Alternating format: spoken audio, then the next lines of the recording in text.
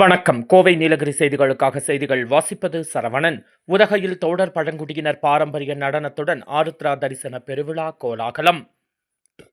உதகை அருகே பர்னல் பகுதியில் ஸ்ரீ பவானீஸ்வரர் கோவில் உள்ளது. இந்த கோவிலில் சிவன் கோவில்களில் நடைபெறுவது போல் நடராஜ பெருமானின் ஆருத்ரா தரிசன விழா கடந்த 1910ஆம் ஆண்டு முதல் நடைபெற்று வருகிறது. இக்கோவில் அருகே ஒரு நீரூற்று உள்ளது. இந்த நீரூற்றுதான் பவானி நதியின் மூலமாக கருதப்படுகிறது. மைசூரு மன்னர் குடும்பத்தினர் வழிபட்ட இக்கோவிலில் ஆண்டுதோறும் ஆருத்ரா தரிசன நிகழ்ச்சி சிறப்பாக நடத்தப்படுவது வழக்கம். அதைப்போலவே இந்த ஆண்டும் 114வது ஆண்டாக ஆருத்ரா தரிசனம் கொண்டாடப்பட்டது. இதற்காக அலங்கரிக்கப்பட்ட தேரில் வைக்கப்பட்ட பவானீஸ்வரரை தோடர் பழங்குடியினர் இழுத்துக் கொண்டு சுமார் 6 கிலோமீட்டர் தொலைவில் உள்ள உதகை நகருக்கு கொண்டு வந்தனர். இந்த ஆண்டிற்கான திருத்தேர் நிகழ்ச்சி இன்று நடைபெற்றது. காலை 6 மணி அளவில் பவானீஸ்வரர் கோவிலில் திருத்தேர் வடம் பிடித்தல் நிகழ்ச்சி தொடங்கியது.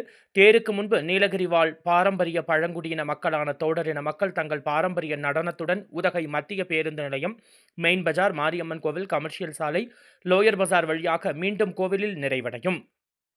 இந்த விழாவிற்கான ஏற்பாடுகளை பவானீஸ்வரர் கோவில் பரம்பரை அறங்காவலர் காந்தராஜ் மற்றும் கோவில் நிர்வாகிகள் செய்தனர்.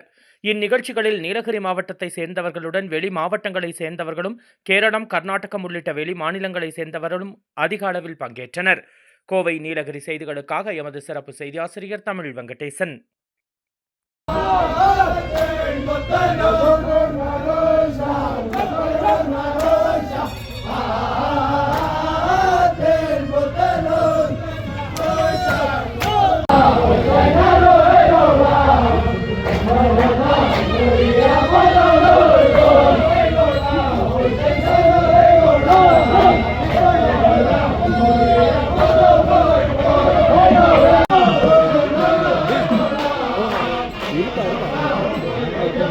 இருப்பா